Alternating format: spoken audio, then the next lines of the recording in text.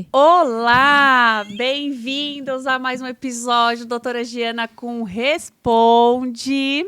Eu sou a Bruna Martim e para iniciar esse episódio eu vou fazer minha autodescrição, viu, pessoal? Como eu falei, eu sou a Bruna, tenho 1,71 m, sou morena, cabelos médios pretos, tenho olhos castanhos. Hoje eu estou vestida com uma camisa listrada azul, com uma calça branca. E hoje eu estou com uma companheira diferente aqui na bancada. É ela, a Camila Alves. Seja bem-vinda, Camila Alves. Tudo bem com você? Tudo ótimo, Bruna, obrigada. E para fazer a minha descrição, né, eu estou de jaqueta de couro marrom, calça preta, bota, porque tá frio aqui em São Paulo Muito hoje. frio. E de blusa marrom. É isso, Camila? Isso mesmo, só isso. É. Meu cabelo é preto, sou moreno. Isso mesmo. E como vocês sabem, hoje tem aí, né, os questionamentos, tudo sobre neurocirurgia com a doutora Giana Kuhn. Tudo bem com você, doutora? Tudo bem, eu tô com medo de fazer o meu outra descrição aqui. Essa novidade, né? Mas vamos lá. Então, eu sou a doutora Giana, eu sou loura, tenho olhos castanhos. Tem que falar a altura, Bruna? Tá bom, né? 1,68 m? Peso não, né? Não, peso não dá. Peso não dá, né? Pele clara, e estou aqui para tirar as dúvidas de vocês. Sobre neurocirurgia, a gente vai, hoje, novamente, vamos falar um pouquinho sobre epilepsia, né, Bruna? Isso, exatamente, porque ao contrário do que todo mundo possa imaginar, é um campo muito vasto, né, doutora? Eu achava que a epilepsia só se resumia à convulsão, né? Assim, tecnologia, na minha cabeça, a epilepsia era só aquilo, convulsionar. E não é, né? A doutora trouxe já umas narrativas sobre a epilepsia aqui, sobre alguns procedimentos, medicação, tratamento, né? E a gente recebeu alguns questionamentos que tem mais algumas outras coisas, né? E é isso que a gente vai trazer aqui, essa abordagem, né, doutora? Isso é uma coisa que às vezes a gente esquece de comentar, né? Que a epilepsia ela é uma doença muito complexa, na verdade, né? A gente tem várias síndromes que envolvem a epilepsia e algumas delas a gente trata com cirurgia, né? E a cirurgia, apesar das vezes as mães acabarem ficando um pouco apreensivas com o tema de cirurgia, as cirurgias, quando bem indicadas, elas vão, às vezes, curar as crises ou ter um controle de sintomas e de crises diárias absurdo, né? Então, muda a história de vida daquela família. E, inclusive, os artigos que a gente revisa, né, de técnica de cirurgia de epilepsia, eles trazem também a satisfação do cuidador em relação à cirurgia, que é muito importante também. Exatamente. Para nós podermos começar, né? Vamos lá. Essa é difícil, hein, doutora? Eu vou até ler aqui, pessoal.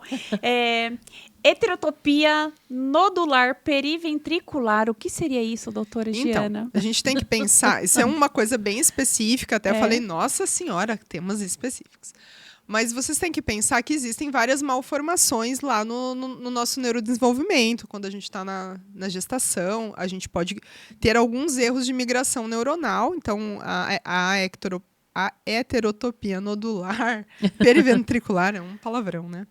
Ela é uma dessas alterações, né? Então, a gente tem que pensar que aquela porção do cérebro ela não foi bem formada e pode ocasionar alguns sintomas específicos. Dentre eles, a gente tem algumas alterações cognitivas e pode também ter crises epiléticas envolvendo essa condição. Tratamentos, eles vão muito... em tudo na neurologia, todo tratamento, ele é baseado nos sintomas que os pacientes vão apresentar. Se esses sintomas, inicialmente, né, não são controlados com o medicamento, a cirurgia, às vezes, é uma alternativa de alguns tratamentos, né? Então, quando que a gente trata e quando a gente passa dá esse passo, é justamente quando o tratamento clínico ele perde a eficácia, né? Quando bem indicado, com medicamentos adequados, a gente acaba tendo que passar para o outro lado, né? Para o lado cirúrgico. E, doutora, quais seriam os sintomas e o impacto que aconteceria na vida da pessoa? Então, novamente, cada paciente é único, né? Se a gente vai falar de qualquer malformação, cada um vai ter uma anatomia, então a gente vai precisar de uma ressonância de qualidade para avaliar, né? E essa condição, geralmente, ela comete mais adolescentes, adultos jovens, né? E ela pode, desde ter crises epiléticas, pode ter dislexia, pode ter algumas condições específicas, né? E né, além dos tratamentos que a gente conhece de terapias com fono, tratamentos medicamentosos, estímulos, enfim, a gente também tem, às vezes, a indicação de algum procedimento para sanar aquela alteração. Se a gente for pensar que a gente tem lá como se fosse um pedacinho do cérebro, aí para qualquer doença, não só para ecterotopia, mas assim, se a gente tem um pedacinho do cérebro que teve um desenvolvimento de uma maneira inadequada, que aquele neurônio ele não é funcional, ele não funciona da maneira adequada, e por um acaso, né, aqui na epilepsia falando, ele causa uma descarga elétrica patogênica, e é uma região no cérebro que não vai causar nenhum malefício a gente fazer uma remoção direcionada, a cirurgia ela sempre vai ser curativa, né? Então, se a gente for falar em cirurgia de epilepsia, né, a gente sabe que, por exemplo, as epilepsias do lobo temporal, que é uma região bem epileptogênica, que a gente tem já estudos de muitos anos falando sobre isso, né? Então, por exemplo, a esclerose mesial temporal, que é uma região do cérebro que a gente pode ter algumas alterações desse formato, dessa região cerebral, e é uma doença que às vezes acomete mais adultos, né? E alguns casos vão ter epilepsia refratária ao medicamento. É claro que não é todo paciente que tem uma esclerose mesial temporal que a gente vai operar. A gente vai primeiro tratar esse paciente, né? E se esse paciente, como a grande maioria das vezes, ele é refratário ao uso de medicamento, a cirurgia ela se torna curativa, né? Então, é uma cirurgia direcionada. Então, existem algumas alterações cerebrais, tanto nas displasias corticais, alguns tumores benignos que podem estar mais relacionados a crises epiléticas, que quando a gente indica bem a cirurgia, e aí essa indicação ela nunca vem sozinha, então ela vai passar por um neurologista especialista em epilepsia, por um exame com exames direcionados. Então, essas crianças, esses adultos vão fazer eletroencefalograma direcionado, no sono e na vigília, de qualidade. Às vezes vão ter que fazer videoeletroencefalograma para quê? Para a gente mapear da melhor maneira possível. E também essas pessoas vão precisar de ressonâncias de muita qualidade, porque a ressonância é o nosso norte, né, para qualquer procedimento cirúrgico, e a gente tem ressonâncias e ressonâncias, e às vezes a gente precisa, inclusive, protocolos específicos para epilepsia. Para quê? Para a gente avaliar lesões epileptogênicas que nem sempre elas vão aparecer numa ressonância dita normal, né, uma ressonância mais simples. E com todos esses dados, a gente, em conjunto, vai escolher o que é melhor para o paciente. Eu sempre brinco que eu não opero sozinha, né? Os nossos pacientes, eles vêm direcionados do neuropediatra, às vezes dos fisioterapeutas, enfim, dos pediatras. A gente não opera sozinho. Quando os colegas sentem que os tratamentos clínicos eles não estão surtindo efeito, a gente tem que abrir, né, vamos dizer assim, abrir esse leque para a cirurgia quando ela é possível. A oportunidade, né, cirúrgica é sempre bem-vinda, né, doutora? Sim. E também tem uma outra situação que se enquadra, né, doutora, dentro da epilepsia, né, que é a displasia cortical versus a neoplasia. O que é a displasia cortical aí, doutora, primeiro? Então, a displasia cortical é uma alteração ali do parênquima cerebral que a grande maioria das vezes, ela está relacionada com crises epilépticas, tá? Então, novamente, pensa na ecterotopia, pensa na displasia cortical. Então, existem lesões que, quando aparecem na ressonância, claro, a gente não faz esse exame sem suspeitas clínicas, mas a gente pensa assim, um paciente está investigando epilepsia, vai fazer uma ressonância. Aparece uma displasia cortical, ele é um paciente que tem um possível tratamento curativo para aquela epilepsia, né? Que mãe não quer ouvir falar que a doença do filho tem cura, né? Então, dependendo da localização, né, da área cerebral que essa displasia cortical ela acontece, se a gente faz uma remoção microcirúrgica da lesão, muitas vezes a gente cura a epilepsia, né?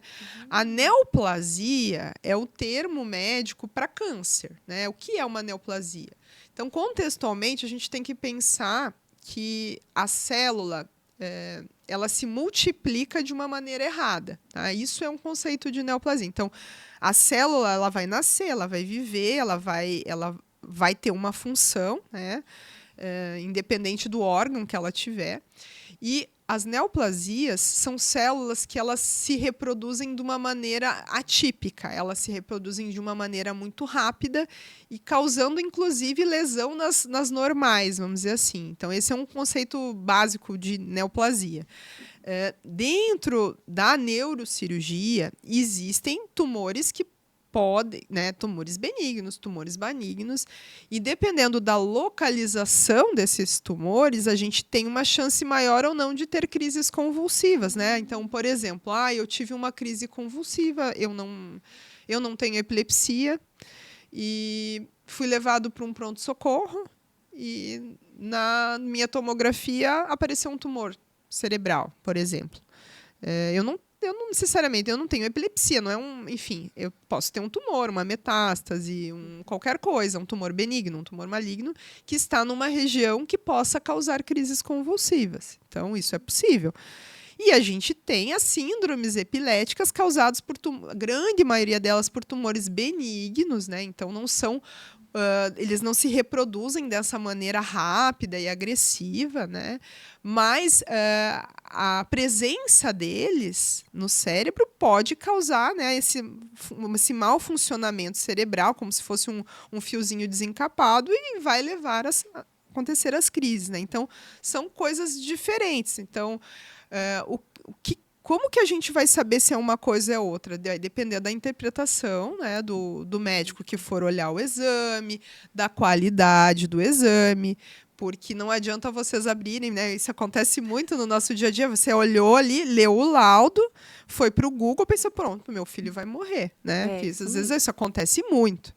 E às vezes, já me aconteceu, inclusive, às vezes acontece muito, o pediatra às vezes pede o exame para uma coisa e acha outra. Vou dar um exemplo que aconteceu comigo esses tempos. O neuropediatra, o endócrino pediátrica estava investigando, uma criança não crescia, né? E aí ela faz vários exames, idade óssea, faz ressonância para ver as glândulas do cérebro que fazem a parte da modulação do crescimento, e apareceu um cisto lá perdido no cérebro. A mãe ficou enlouquecida. Aí, só que o que acontece? Quando ela não fez um exame que era para ver aquele tipo de cisto, vou dar um exemplo aqui, e ficou muito, muito preocupada. Eu falei, olha, eu não sei o que a tua filha tem, não sei, é um cisto, pode ser que não tenha um cisto, a gente precisa...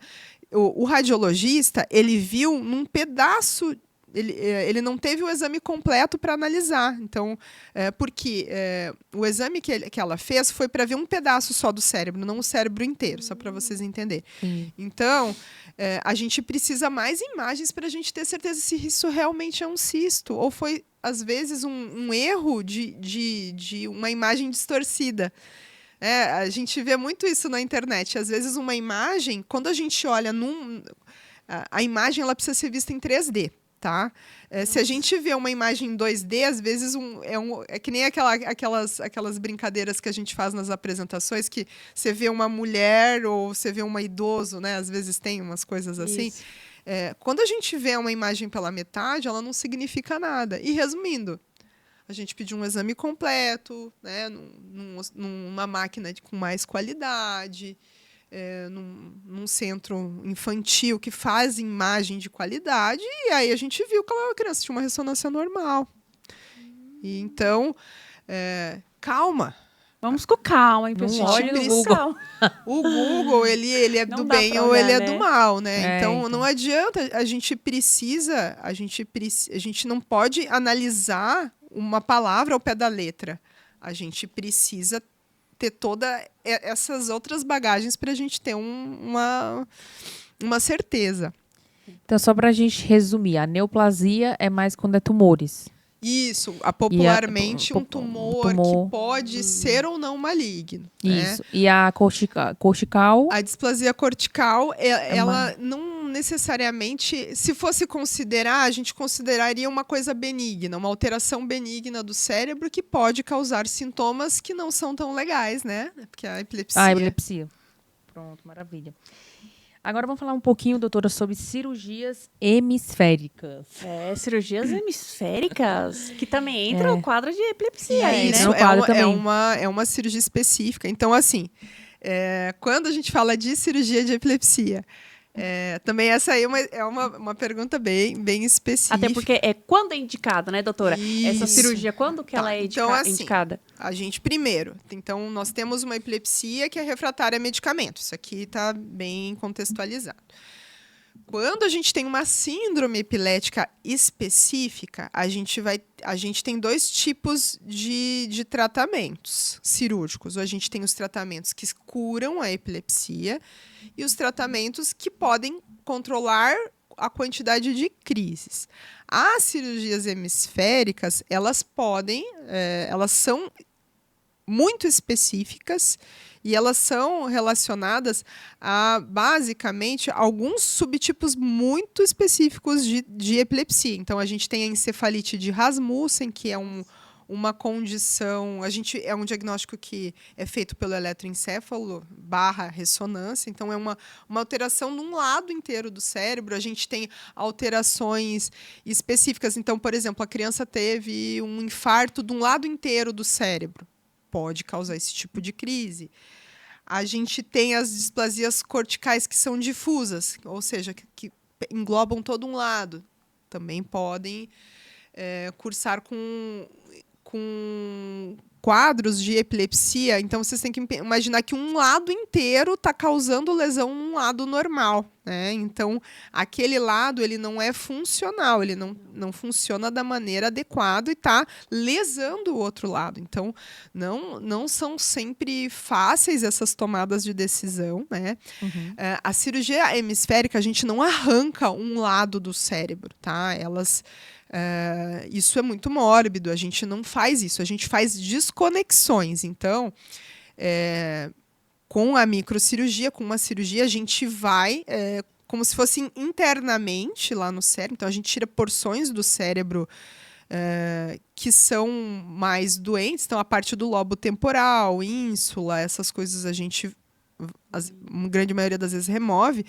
E a gente desconecta um lado do outro, né? Então, essas cirurgias, elas evoluíram. Antigamente, era uma coisa que se arrancaria um lado do cérebro. Isso é muito mórbido, né? Sim. Então, Hoje em dia não tira mais, então, né, a doutora? gente tira Só porções dos cérebros e desconecta outras regiões. Para quê? Para justamente isso. Porque o que acontece? O cérebro, né, a caixa craniana, ela é uma região, é uma caixa fechada, né? Então, se a gente tira o cérebro, vamos dizer assim, alguma coisa vai ocupar aquele espaço. Às vezes é sangue, às vezes é líquor. Então, tem coisas que são muito mórbidas, né? Então, hoje em dia, às vezes, você desconectar um lado do outro sangra menos, né? Então, a gente tem... As cirurgias, elas foram evoluindo. Então, isso é uma evolução ao longo dos anos e são métodos muito específicos. Geralmente, são centros de referência mesmo que fazem esse tipo de cirurgia, né? Porque não são coisas muito frequentes, Uma né? cirurgia bem É bem complexa, complexa, né? né? Bem Isso. complexa. Bem Cirurgias de epilepsia desse porte são bem complexas. Costuma demorar quanto tempo, mais ou menos, doutora? Dá pra São mensurar? cirurgias longas. Cirurgia de epilepsia é difícil falar tempo, né? Mas numa média aí, umas 10 horas. São cirurgias longas, Difícil falar de tempo, porque a medicina não é uma matemática, né? Tem cirurgião que é mais rápido, cada caso é um Tira uma caso. dúvida, doutora. A doutora tá lá operando, como a doutora falou, é uma cirurgia que leva muito tempo. É só a da doutora ou tem um outro neuro que acompanha? Vocês podem fazer essa troca? Então, cirurgias de grande porte, né, uma microcirurgia, independente seja para epilepsia ou para remoção de um tumor mais comum, frequente, são cirurgias longas, né? A gente nunca opera sozinha. Cirurgia de grande porte, pelo menos a gente tem 1 ou 2 auxiliares, né? Acaba que a grande maioria das vezes, né, a gente brinca que o cirurgião é papão, ele quer fazer tudo sozinho, mas às vezes a gente tem os nossos auxiliares que vão nos ajudar, né, para fazer o ato cirúrgico, mas são cirurgias longas mesmo. A gente tem um preparo. A gente tem um preparo. Quando a gente vai aqui na residência, a gente faz isso, sei lá, 3, 4 vezes na semana, um atrás do outro, né? Na vida eletiva, na vida normal, a gente, claro, a gente sabe. É meio que é que nem o maratonista, né? O triatleta, ele se prepara para aquilo também. A gente às vezes opera de pé, às vezes a gente opera sentado, depende muito da prática de cada um. Vai botar uma meia elástica. Mas são cirurgias longas, a gente é acostumado, fica sem fazer xixi, sem comer, isso é normal na nossa vida. Mas Coloca um sonzinho também, Mas doutora? é uma preparação, né? Com um pode triatleta. tocar, depende Rola uma playlist lá da doutora? eu até gosto, mas tem colega que não gosta, enfim. Para mim é meio indiferente. A gente gosta só de ter todo mundo sem muito barulho, né? Para se concentrar bem. E a gente não opera sozinha, é um monte de gente, né? Tem o anestesista, Instrumentador, tem o né? instrumentador, tem a equipe do hospital que monta o material, tem o pessoal que fornece material, que leva cada material específico. É bastante gente para a enfermeira que coleta exames, às vezes, ou junto com o anestesista. É uma equipe grande. Não, ninguém opera sozinho. Para sair uma cirurgia, a gente tem tanto uma burocracia tão grande. Tem o pessoal que cuida da parte administrativa, então não é fácil. Não é É fácil. bem complexo. Vamos valorizar os neuros aí, né? Mas, doutora, me fala como é o pós-operatório desse paciente, né? Os benefícios que ele vai ganhar depois de ter feito essa cirurgia tão complexa. Né? Cirurgias de epilepsia. A qualidade de vida que ele vai ter. Então, essas cirurgias mais... Então, assim, o porte da cirurgia, aí falando grosseiramente, quanto mais longa a cirurgia, ela tem mais chance de complicações. Isso em qualquer coisa que a gente vai fazer. Desde uma cirurgia plástica a uma neurocirurgia. A gente tem que somar, além do tempo cirúrgico, os riscos individuais daquele teu paciente. O paciente tem problema cardiológico, o paciente não tem... tem outras condições, usa oxigênio, enfim. Tudo isso vai somando o risco cardiovascular, né, daquele momento cirúrgico. Cirurgias longas acabam tendo pós-operatório na UTI, né? Isso é meio de prática dentro da neurocirurgia. Então, sejam crianças ou adultos, acaba tendo um pós-operatório na UTI. Às vezes, tem cirurgias que o paciente ele vai sair dormindo, entubado, da cirurgia. Isso não quer dizer que a cirurgia foi mal sucedida, mas às vezes a gente precisa acordar o paciente mais lentamente lá na UTI. E tem cirurgias que os pacientes vão ser estubados, né? Vão sair sem o tubo e vão sair acordados do pós-operatório e também vão ter que ter cuidados no pós-operatório na UTI. Né? Então, vai variar muito. Cirurgias de grande porte, sejam tumores cerebrais, convencionais, ou cirurgias de epilepsia, pelo menos, é difícil, não é matemática, mas 1, 2, 3 dias na UTI, às vezes vai precisar, dependendo do acompanhamento. O paciente tem crise convulsiva, às vezes pode ter crise depois no pós-operatório, a gente tem que ter uma vigilância maior. Então, são cirurgias que a gente vai sempre avisar a família. A gente faz uma média sempre para mais, não para menos. Eu sempre gosto de pecar para o excesso, não para a falta. Por quê? Porque se eu falar que a cirurgia vai ficar 10 dias internado, e ele ficar 2 dias internado, a família vai ficar feliz, né? Ok, nossa, superou a expectativa da média. Cada doença tem uma média de internação, né? E cada cirurgia tem uma média de internação. Mas se o contrário acontecer, a família vai ficar chateada. Pô, doutora, como que você me falou que ia ficar 2 dias e ficou 10? Então, claro que isso é sempre muito bem conversado, né? Graças a Deus, eu não peco por isso, mas a família tem que estar sempre próxima, ela não pode ter dúvida, principalmente quando a gente está falando de cirurgia, né? A gente está entregando, né, o bem mais precioso, nosso familiar, para um cirurgião, né? Então, Sim. você tem que ter certeza de todos esses passos, né? A doutora estava falando sobre essa cirurgia que tem que ir dormir, tem que tubar. Doutora, existem cirurgias hoje que você pode fazer e o paciente pode ficar acordado, né? Então, Qual seria esse tipo de cirurgia e os riscos? na verdade, dormir ou acordar não geram riscos para o paciente. Não gera? Não, porque a gente não faz com o paciente, como a gente diz, não faz nada no seco, né? Então, o paciente ele pode fazer uma cirurgia acordado e estar anestesiado, né? A gente pode fazer uma anestesia local. A cirurgia do Parkinson, as cirurgias que a gente faz com o paciente acordado uma grande parte do tempo.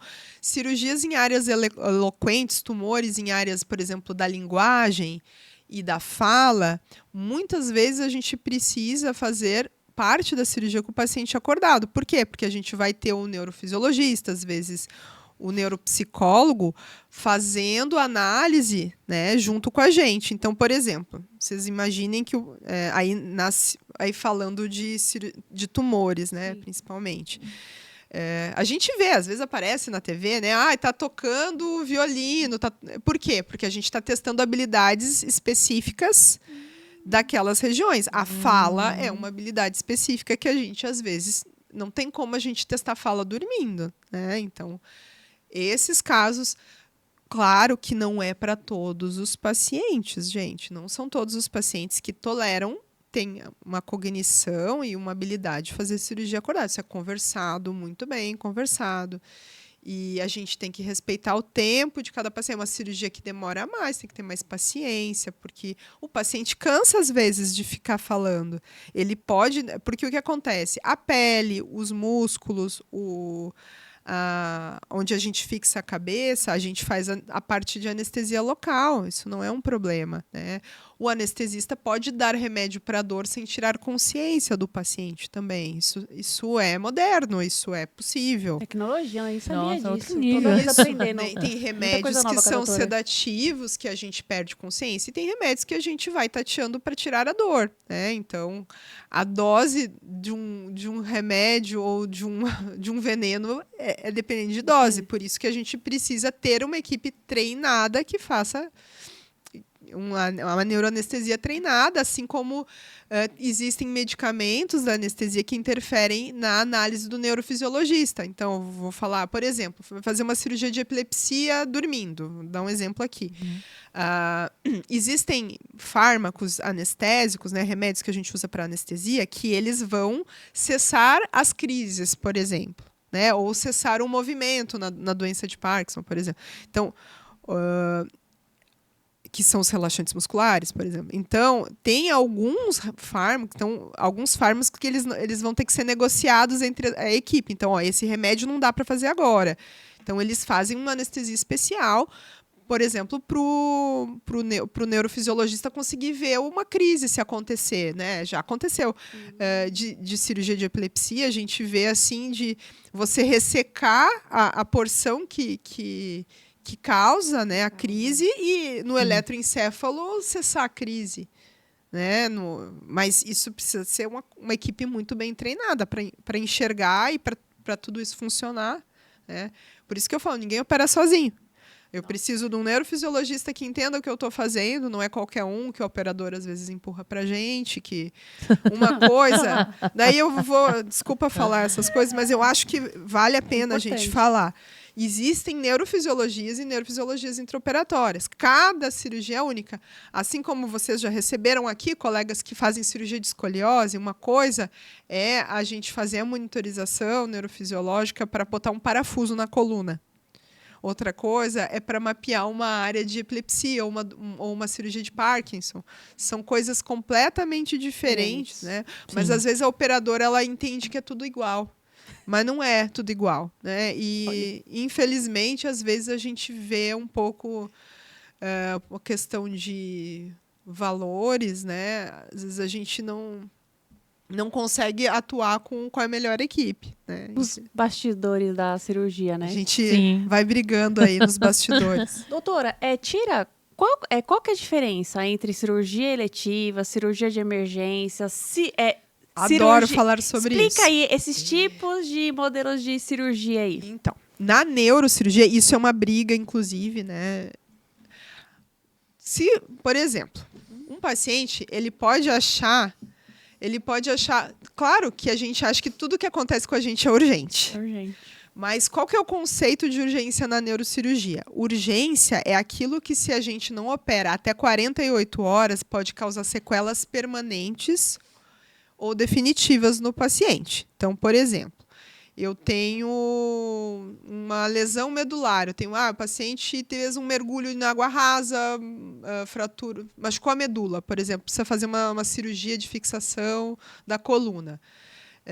O paciente tem um déficit incompleto, né? Ficou paraplégico, tetraplégico, e a gente não sabe se aquilo é um déficit que vai ficar para sempre ou um déficit momentâneo.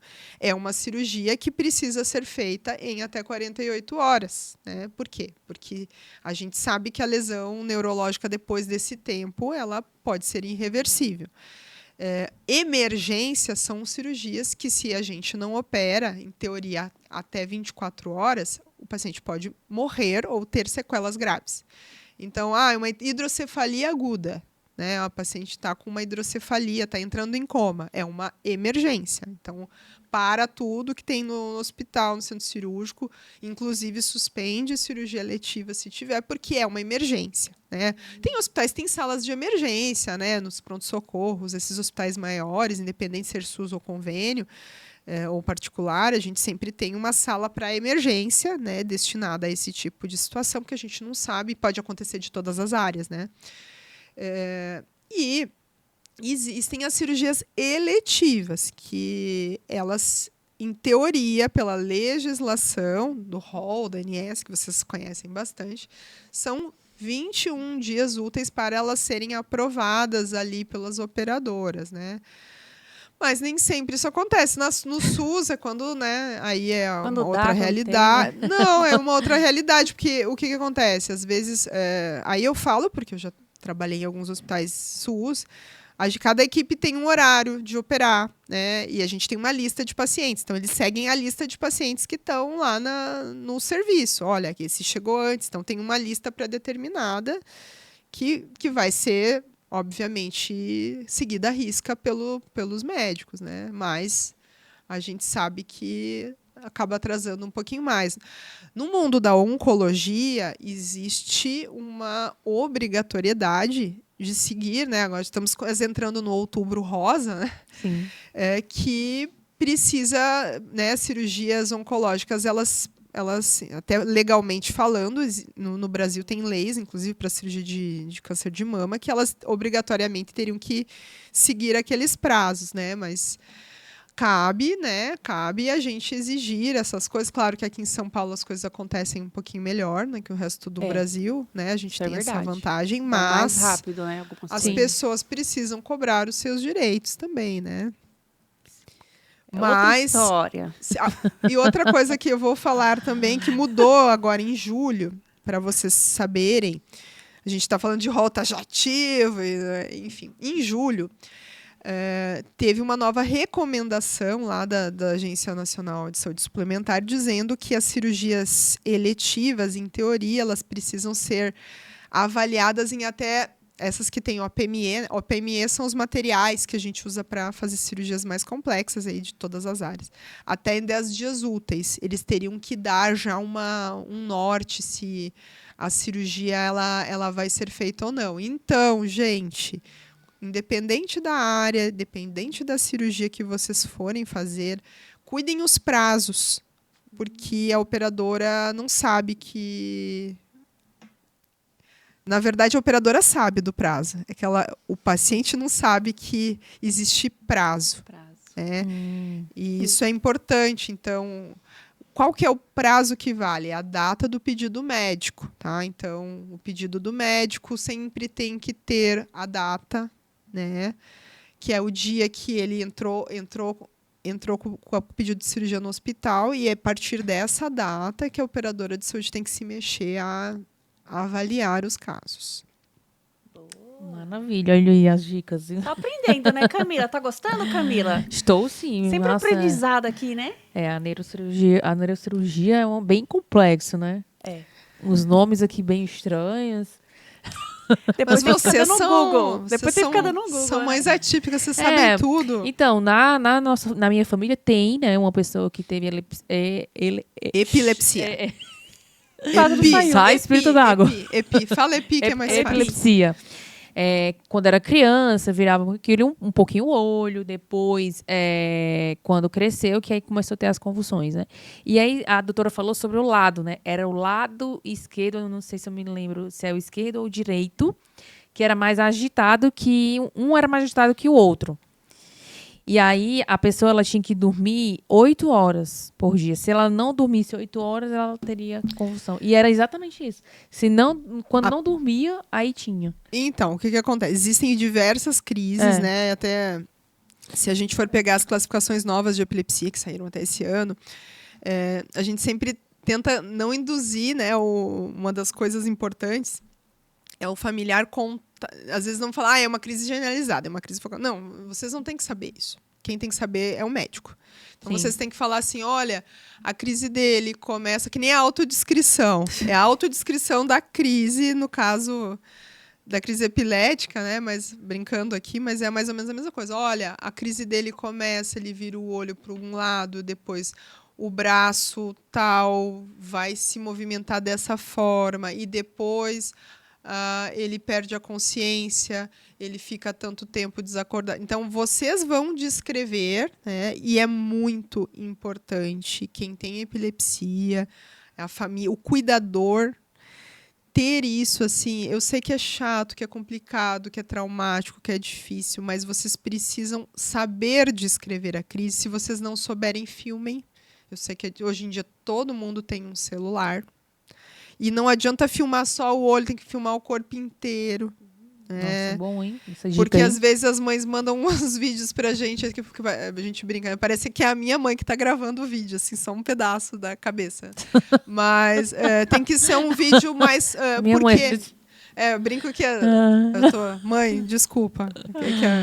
Mas a gente precisa... Eu sei que é um momento difícil, às vezes, né? Claro, a gente brinca aqui, mas às vezes a mãe também tá preocupada, não consegue, mas de preferência sempre tentar enquadrar a criança inteira no vídeo, ou a pessoa inteira no vídeo. E importante saber também os fatores que desencadearam a crise. Você trouxe um ótimo exemplo aqui, Camila, que é privação do sono. O ciclo do sono é muito variável. Eu preciso dormir tantas horas para ficar bem, mas na epilepsia, uma noite mal dormida, ela pode ser um fator desencadeante de crise, principalmente se a gente for ver a adolescência, né?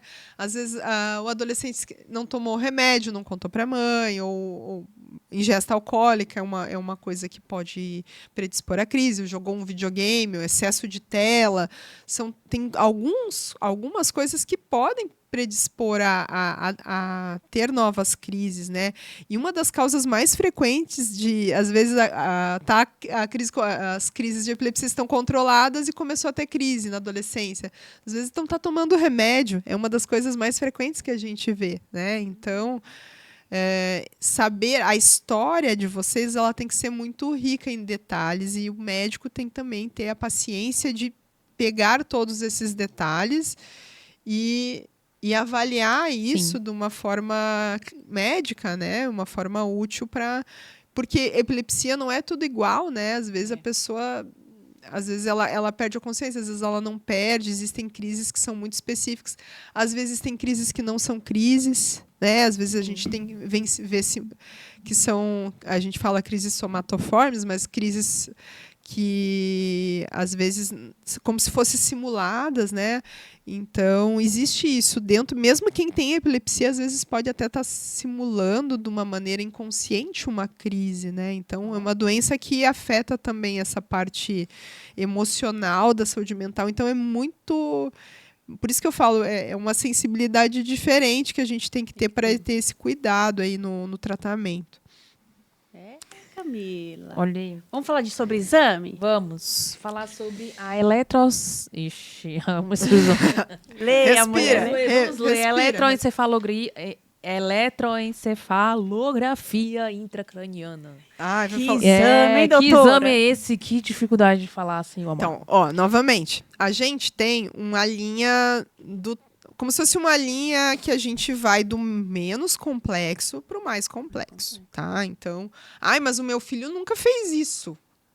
O médico é ruim. Não, tem criança que não precisa, tá? Então, existem crises que elas são bem descritas, que o neuropediatra, o neurologista consegue, pelo eletroencefalo em sono e vigília, identificar e tratar.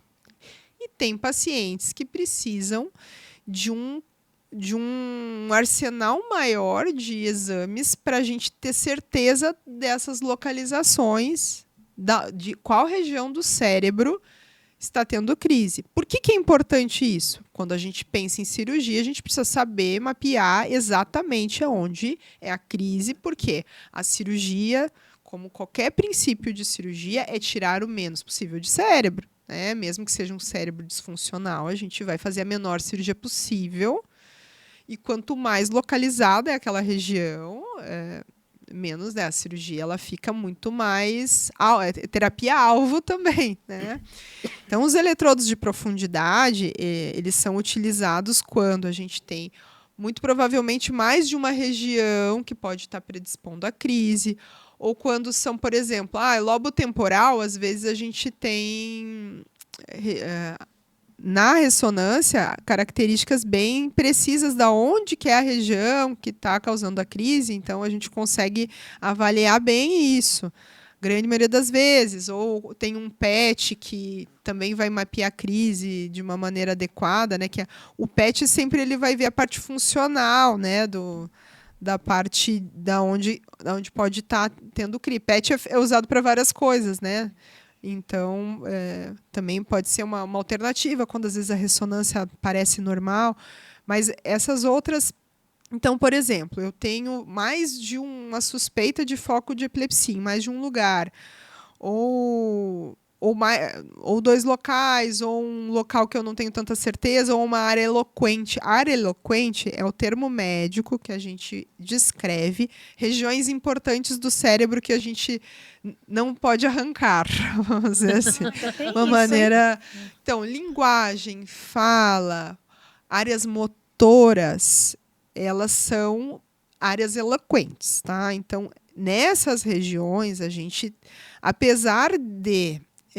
quando a gente tem uma doença como tumores, epilepsia, às vezes aquele tecido neuronal que é anormal, ele acaba se afastando da área anatômica que deveria ser da fala. Enfim, a natureza ela é sábia. Então, uma coisa é a anatomia, que a gente estuda no livro. Olha, essa região é a área da fala. E a outra coisa, naquele doente, a natureza tenta afastar, né? Então, a área que tenha lá a epilepsia, às vezes afasta um pouco, então a área anatômica ela vai mudar, porque, né, Deus é sábio, justo para a gente também preservar estruturas nobres, né? Mas a gente vai fazer esses estudos mais aprofundados para esse tipo de paciente. Como que é inserido esses eletrodos? A gente tem eletrodos que a gente põe na parte...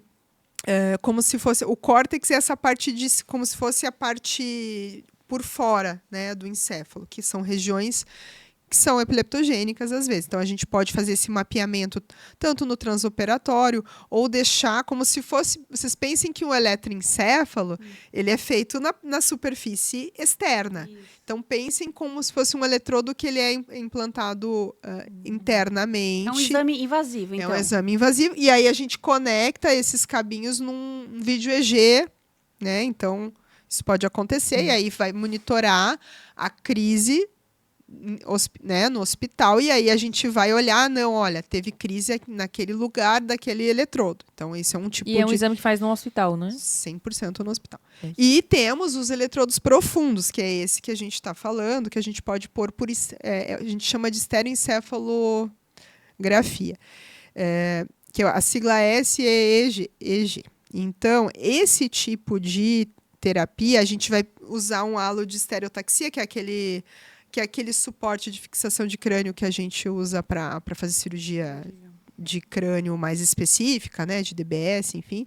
Mas aí a gente vai implantar em regiões específicas, obviamente, com a opinião do neurologista epileptogênico, né, epileptólogo, epileptogênico não é outra coisa. Os nomes aqui não, mas é o especialista em epilepsia, né, que é uma área dentro da neurologia, né, então são estudiosos dessa parte, que eles se autodenominam dessa forma.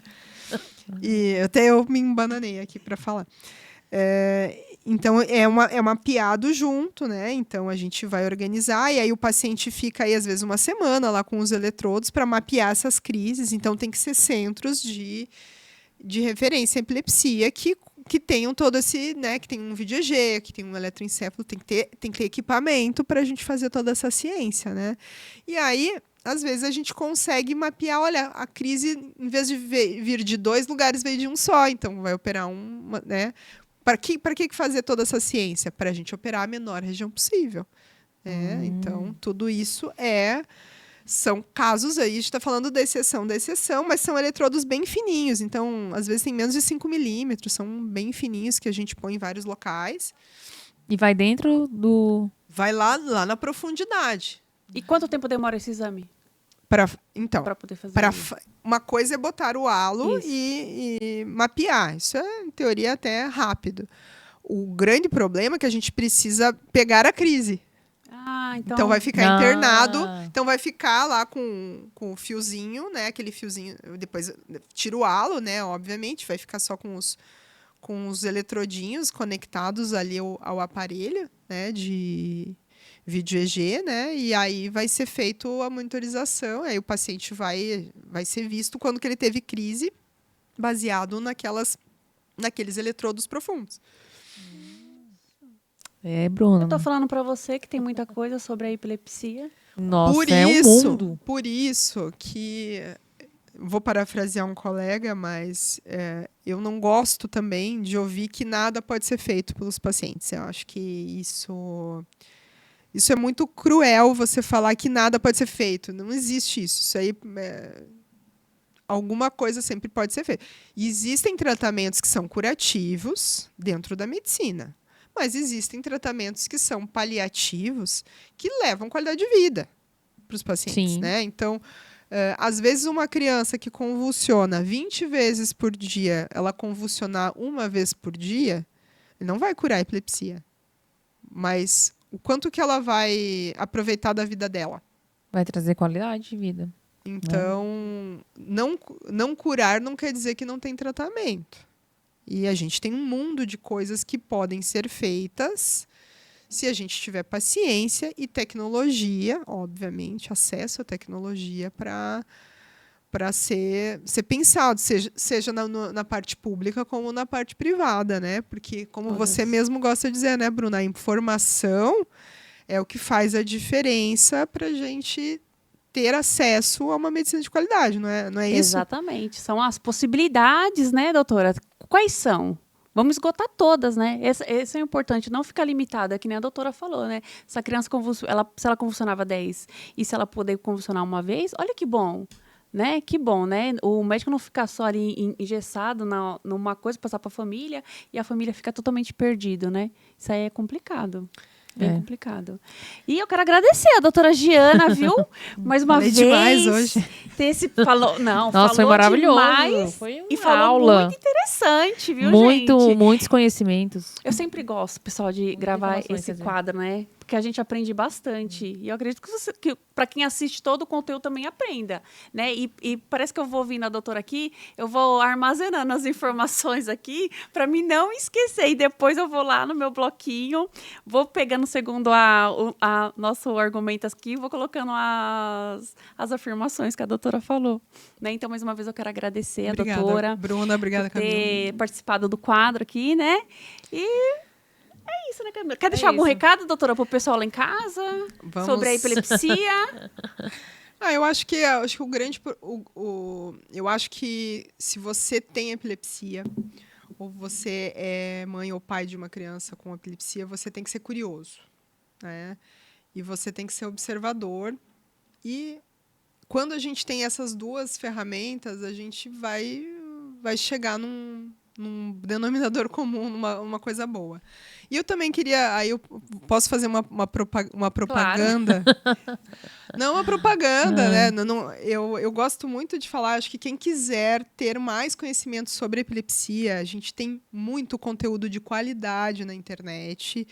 E eu gostaria de frisar que a gente tem uma coisa chamada Liga de Epilepsia, tá? Isso é no mundo inteiro, mas a gente tem no Brasil, que já tem bastante tempo de estrada. E, inclusive, eles têm um podcast que eles gravam só com os melhores especialistas do Brasil, tá? E acho que vale a pena assistir. Eles Vamos têm procurar um esse site, arroba e colocar aqui. Eles têm um site que é um site muito bom. Claro que tem a área médica, que aí são outros conteúdos, mas eles têm muita coisa legal de conteúdo do dia a dia, prático. Eu posso dirigir? Não posso. E também tem material para médico não especialista.